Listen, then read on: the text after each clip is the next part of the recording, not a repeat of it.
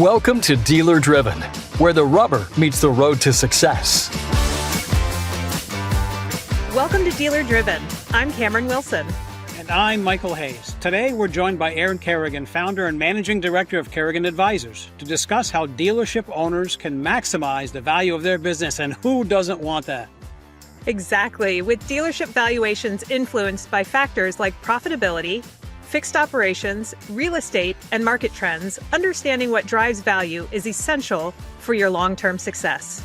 Erin will break down key strategies for increasing dealership worth, avoiding common valuation pitfalls, and there are lots of those, and preparing for a future sale or purchase.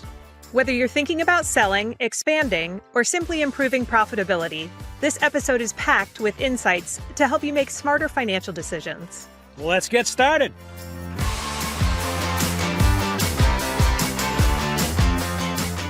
Erin, welcome to the show. We're so happy to have you. Thank you, Cameron and Michael, for having me, and thank you, NADA. So when we talk about increasing the value of a dealership, what are the key factors that determine its overall worth? There are, as we see it, 6 or 7 key factors that drive valuation of a dealership or a dealership group. And the reason I caveat 6 or 7 actually goes up to 8 if you're talking about a dealership group. And each of these are unique in each deal. So I always like to say there's a lot more art than science that goes into the value of any business. A business is only worth what a buyer can and will pay and what a seller can and will accept. So it's the market clearing price. With that being said, we do find that there are several drivers of valuation as it relates to specifically blue sky. And blue sky is the one that's the most variable because the other assets that dealers are selling, the real estate, the fixed assets, those are all pretty clear, in the inventories and what have you. It's really that blue sky that can be extremely high or low. And the first one is just how the dealership is performing. And we're getting back to a place where an underperforming dealership, especially a strong franchise like a Toyota store, will sell for a very high multiple, interestingly, because the buyer expects that they can improve the performance. Now, this isn't to say that dealers should underperform to increase their value, because at the end of the day, a business is worth typically a multiple of current earnings. So you might get a higher multiple, but it'd be better if you were performing higher and you had more earnings.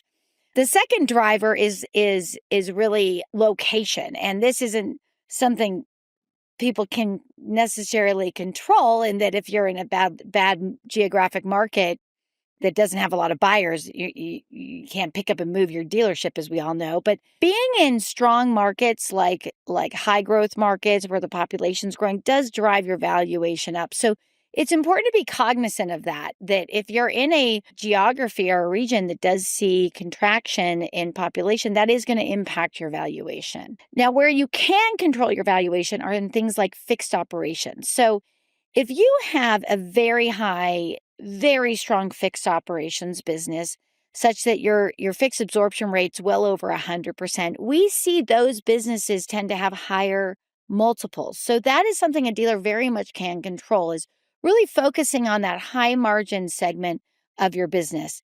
And of course, also focusing on how you perform on used cars. You can control used cars more than you can control new. And new is much more determined by the manufacturer you're representing, but used is something that very much you can have more of an impact on. So having a strong used department, strong fixed ops can really inflate the value of your business. Whereas if those two are lagging, that can be a detractor. Oh, speaking my language, Erin, used cars and fixed operations, that's just fantastic. Thank you. But you didn't say anything about tariffs, okay?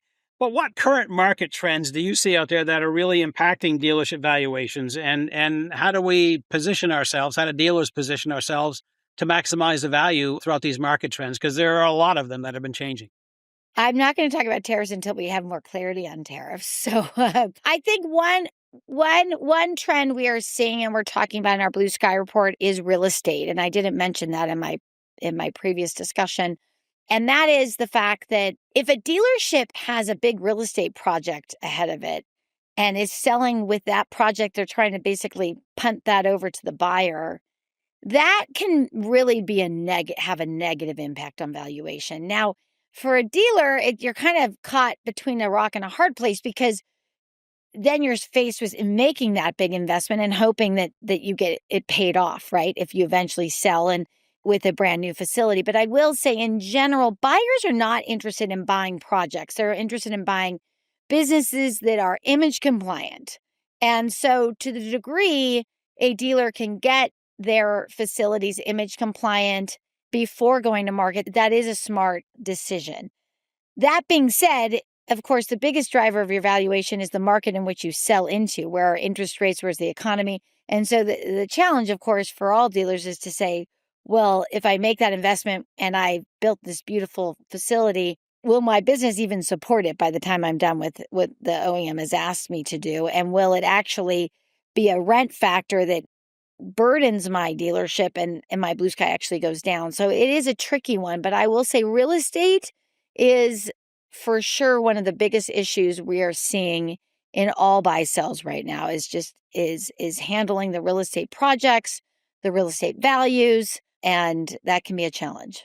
So then, if just to highlight that, then, so if I heard it correctly, if you're image compliant, you have a leg up already in your valuation. You do. You definitely do, because it's just considered much more attractive rather than dealerships that need upgrades. Nobody wants a honey-do list when they buy a dealership, right? Exactly. Exactly. I literally just this morning had a call on a deal. We just as we're about to sign the asset purchase agreement, our client got one of those honey-do lists from the OEM that said, oh, by the way, you need to, upgrade all your furniture and your tile. And so now we have to make sure that the buyer is aware that we just got this letter. And so, it's all economics, right? So if a buyer has pro forma their return on investment on their investment, and they didn't factor in another $300,000 of CapEx and investment, that has to be put in there. So that is the biggest challenge for sure. You talked a little bit about dealerships' profitability and like the service department performing well and the used car department performing well. If we're talking about the dealership's overall profitability, what are some steps you think dealers can take to make their operations more attractive to either buyers or maybe even investors? I think that no one would argue with the fact that we've got a little fat and happy during the COVID years. And as a result, the organizations, were expenses that have creeped into most dealerships that probably could be cut. And so I would say operating as lean as you can and as efficiently as you can, really focusing on things like new vehicle sales per salesperson and making sure that you're running a highly efficient organization where every person that is employed at the dealership is adding value to the business. What we find often is that when we go to meet with a potential client, they say, oh, well, there are probably a lot of people here that you've been here a long time, and a buyer's probably not going to, keep these people. They're overpaid and they don't produce as much as they probably should. Well, that's not good. So I would suggest that, to increase profitability, you need to always run your organization to maximize value if that's your goal. Now, if your goal is not to maximize value and you want to have, you treat your employees like family, which is a wonderful thing to do, and you're not thinking of yourself as like, how do I continuously grow profits and grow my valuation, then that's a whole different scenario. But if that's your goal, then you constantly need to have a little bit more of an up or out organization where everyone's adding value to the bottom line. And if they're not, then probably they're not the right person for that job in your dealership. So do you see buyers then, maybe repeat buyers, I guess, in this particular case, people that buy a few dealerships consistently or whatever the case is, actually tracking gross per employee and net per employee to get a ballpark idea about how well that number's come about? Yes, we do. We do see that. But what they're tracking is what we can do, right? They're looking and they're saying, oh gosh, this, there's a lot of opportunity. But again, if you're trying to Because remember, dealerships are valued based on their current earnings. And yes, you'll get a higher multiple if you're underperforming, but you'll get an even higher value if you're performing well and you get a full multiple on your high performance. So you want to, for sure, be running as lean and as profitable as you can as a business to get the highest valuation. Now, you mentioned earlier about pre-owned vehicles and parts and service operations being so important to the success of a store and everything else. But when you're helping dealers improve on this area, what kinds of things have you seen or maybe helped people do to improve those revenue streams? What kinds of, how do you help them improve the revenue streams, especially among those items there, those areas there that they actually have more decisions that they can make versus just on new? Again, we're buy-sell advisors, so I'm not going in and helping people improve their operations. Dealers, are very good at their operations. But what I will say is what I have seen is that dealers that really are more focused on data and less on human insight when it comes to how they're handling their used car department. And that means, relying more and more on even an AI solution to say, what should I be stocking in inventories? How should I be pricing these trades? These are the tools that are less reliant on human capital and more reliant on technology are more efficient, and they're frankly usually more precise. So I would say in general, there are a lot of tools out there now that dealers have access to, and even making the more expensive investment of a true IT expert, not to manage your IT and plug in people's computers, but truly to employ IT and technology throughout the organization to really minimize, again, the human insight and maximize the reliance on data is what we've seen to be a highly effective way of improving your used car department, improving your fixed ops department. Fixed ops is a little trickier, right? Because it's also retention and of the customer and different marketing strategies to ensure that you're approaching the fixed operations department as equally important as it relates to marketing as you approach your sales department. So the 3G method, the guess, gut, and gamble thing is out. Yeah, I guess. I'm not as familiar with that method. I'm smiling because I know this is one of Michael's soapboxes in class when he talks about the auction lesson that they do and, data versus your gut. Right, Michael? Yeah, absolutely. I live for that. Well, hopefully I spoke to your thesis. You absolutely did. You absolutely did. In fact, well, if I may, the next question I think I would like to throw out there, and you kind of already addressed a lot of it, but thinking about other areas of the dealership as well.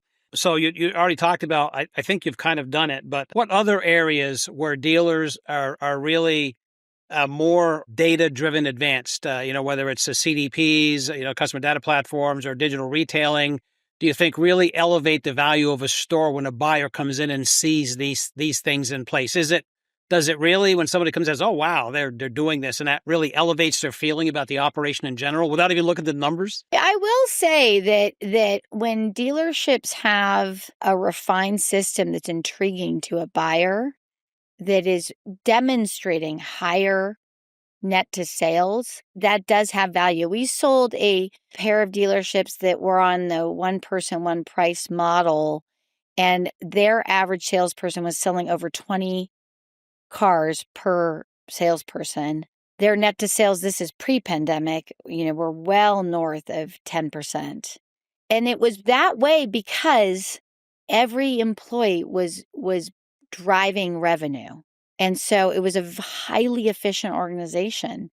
And so the buyer of that organization, of those dealerships, bought the dealership specifically to learn how they were doing that, and with the plan to roll it out to the rest of their stores. So, Erin, what are some of the most common mistakes that you see dealership owners making that negatively impact their valuation? Well, again, I think the biggest mistake I've seen, and we've sold a lot of multi-store groups, is when dealers will expand their business without logically thinking about, is 1 + 1 going to equal 3? Is it going to equal 2 or is it going to equal 1.5? Because, there needs to be some synergy in our experience to acquisitions. And when a dealer will grow organically and opportunistically as they own their group for decades, and sometimes what they add on really is not adding value to their group. If anything, sometimes it's detracting, such that we recommend, look, we'll sell that one store off separately. Don't include it in your group valuation and your group sale, because it's actually dragging down the value of your business. So an example would be if a dealer owns most of their stores in one market and then they buy a store in a completely different place. Well, there's no synergy there. I get that you go on vacation in that location, but that doesn't add value. You haven't enhanced the value of your group. Another example is if a dealer maybe has too many of the same franchise in a market. Most buyers are saying, okay, I'm going to go into a market. I want sort of one of each franchise. I don't want 4 Ford stores, in a market. I 1 or 2, maybe 4 Toyota stores. But so thinking through your franchise mix is also really important too. And I think when I see dealers growing their business, it's important, like in anything in life, to have a plan to say, okay, I'm growing for this reason, and I'm looking to increase the value of my enterprise such that, again, 1 + 1 = 3. And when I add this new dealership in, I'm going to use my scale to improve the profitability such that my whole enterprise increases in value. So it's those kind of things that I see some dealers make mistakes as they look to grow, but aren't really thinking about their end game and how they grow. So you mean me thinking about a BYD dealership in Paris probably isn't a great idea just because I like going to Paris once every 27 years? Exactly. That's probably Okay, not a great, we got that. idea. Obviously, a lot of dealerships are still thinking about a long-term exit strategy. They always should, whether it's going to be in family or without. What should they be doing now to ensure a smooth and profitable transition? And I would say either within the family or outside the family. Either way, what kinds of things can they be doing now to help ensure that? Because that's everything. I do think I already brought up the real estate piece, but really getting your real estate in order. If you're thinking about selling, buyers prefer owned real estate. So if you have that option to purchase a real estate, and you're in a lease, probably a good idea to buy the real estate. And again, if you have those facilities that you need to get done, probably a good idea to get them done. And so that your facilities are in good working order and everything's ready to go. If you have any outstanding issues as it relates to regulations or environmental, also cleaning all of those things up. And then I would also suggest, as it relates to contracts, really be careful about getting into any long-term contracts. So review all the contracts you have. It's a really good idea to get most of your contracts on ideally month to month, but certainly less than a year. I would say that's also a very important thing. Just really get your books in order in terms of who do you have obligations to, and get those all ironed out so you know what they are, how long they are, and as much as possible, reduce them to short-term timeframes.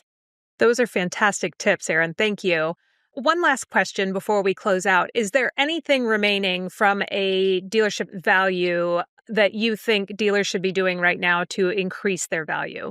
Well, what I would say is that, so during the pandemic years, earnings skyrocketed and buyers and sellers were very unclear as to how to value a dealership, because we all knew inherently that this sugar high was going to come to an end, and it just, no one knew when and no one knew where in terms of where the numbers would settle. Today, most agree we've normalized. We're hitting a new normal. Now, unfortunately, for some franchises, that's even below. Some have really struggled in this new normal. The Chryslers and the Nissans of the world are, in many cases, even below 2019 earnings levels. But for the most part, for the whole industry, we've normalized. And the good news is we've normalized a much higher earnings level than we were pre-pandemic, even when taking into account inflation. So I would say the most important thing dealers can do in terms of increasing their value is to get back to basics and focus on their earnings and running a great dealership. Because while I said at the beginning, underperforming dealerships do have higher multiples, that means they're underperforming. So they should be performing. It's better to be a high performer, performing at a 3% plus net to sales, 20% plus net to gross.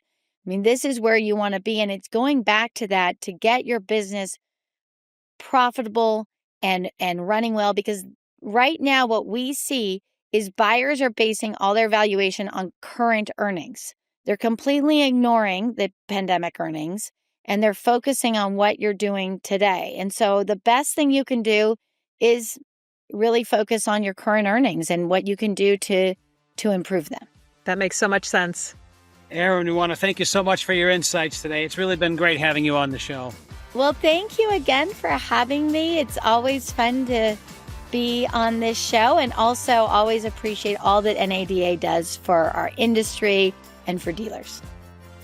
Thank you. Thank you very much, Erin. Thank you. That's all the time we have for this episode. A huge thank you again to our guest, Erin Kerrigan, for joining us. If you're enjoying the show, leave us a rating or review and tell a friend.